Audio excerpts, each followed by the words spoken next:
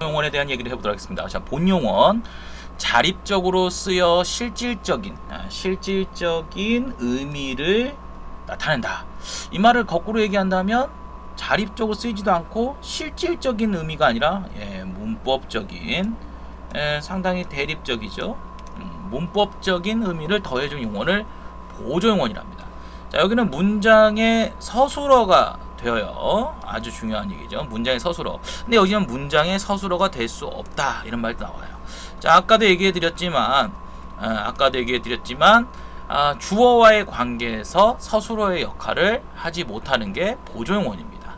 자, 보조용언은 여기 보시는 것 같이 연결어미, 보조적인 연결어미라는데 연결어미와 결합이 되어 있어요. 여기 보시면 연결어미가 이렇게 연결이 되어 있죠.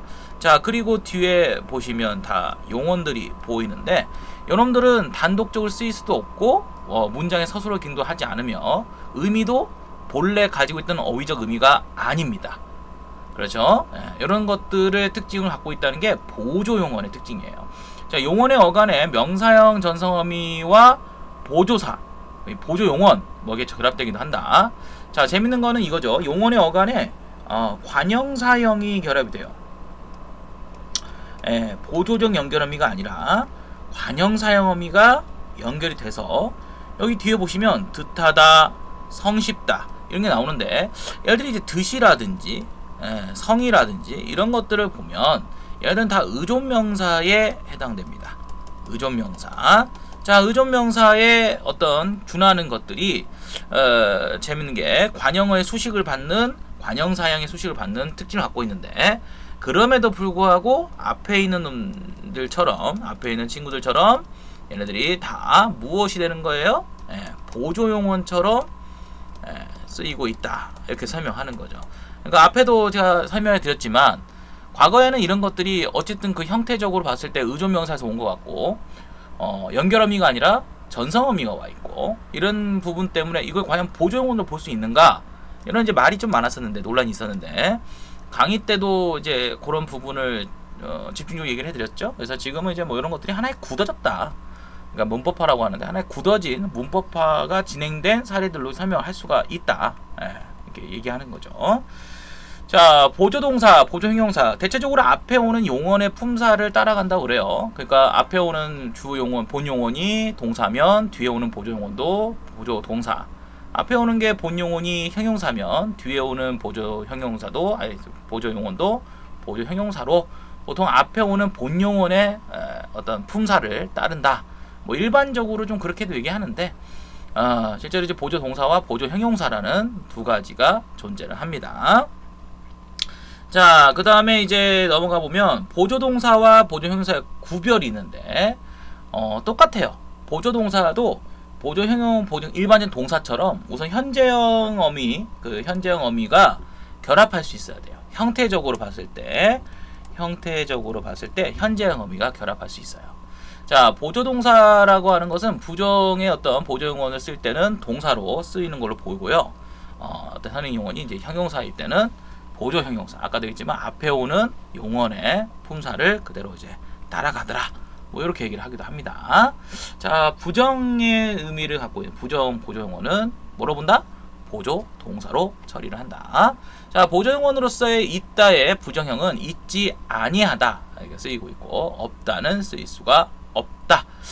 특이하죠. 없다라는 이제 어휘가 아니라 있지 아니하다라고 하는 통사적인 구조로 쓰여요. 이게 되게 중요하죠. 통사적인 구조로 쓰이고 있어요. 그래서 있다.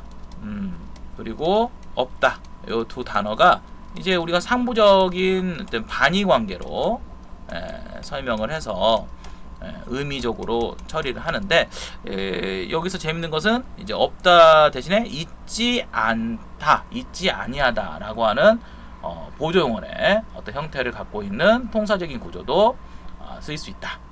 이렇게 이야기를 하고 있으니까요. 그래서 아직도 꽃이 피어 있지 않다, 아직도 꽃이 피어 있지 없다, 이렇게 없다가 아니라 아니하다가 온더라. 특이하죠. 자, 그 다음에 이제 뭐 넘어갑시다. 자, 보조용언의 의미를 보면은 여기 이제 보시면 당위, 봉사, 뭐 지속. 자, 재밌는 건 지속이라고 하는 거, 결과 유지. 이런 것들은 상, 시제적인 어떤 시제와 상을 좀 의미를 하죠. 네, 부정, 사동, 뭐 반복 강세 이런 것들이 이제 부정과 사동, 또 피동도 될 수도 있고요. 피동도 될 수 있고.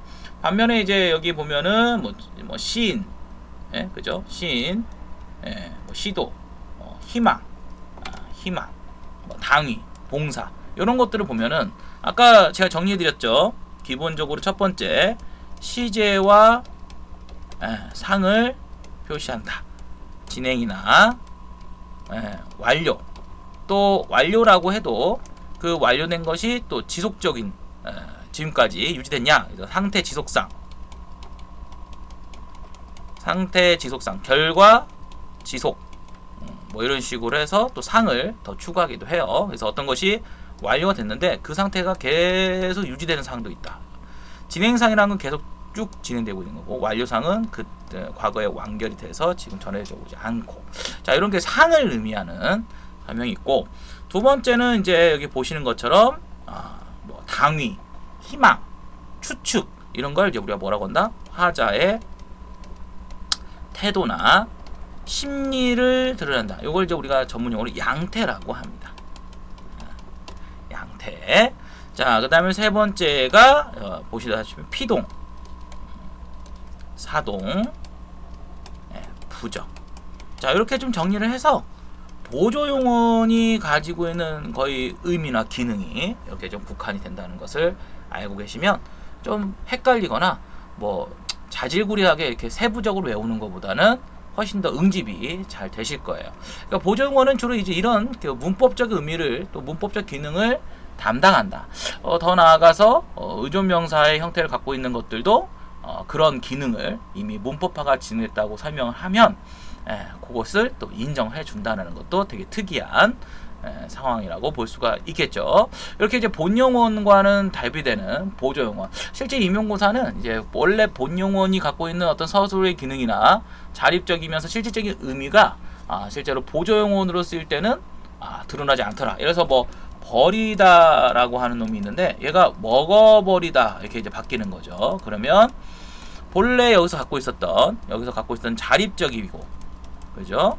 자립적이고 실질적인 의미를 지니고 있고 서술어의 기능을 하고 있던 것들이, 그렇죠, 여기에서는 다 사라지고, 반면에 여기서는 이제 어떤 아까 화자의 양태를 드러내는 역할만 해서 의미가 바뀐다. 요거를 이제 임용고사에 낸 적이 있어요.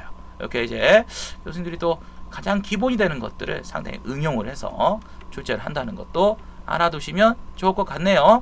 자, 이렇게 해서 또 우리가 또 강의 제가 이제 원래는 이런 것들을 좀 묶어서 쭉 이렇게 열거를 하는데, 또 최근에 추세가 짧게 가는 걸 더 선호한다, 뭐 이런 주변 분들의 조언이 있어서 제가 좀 강의 수를 늘리더라도 짧게 치고 가고 있습니다. 자, 본용어과 보조용어 이렇게 정리하도록 하고요. 자, 또 19강에서 또 차례대로 또 다른 내용으로 뵙도록 하겠습니다.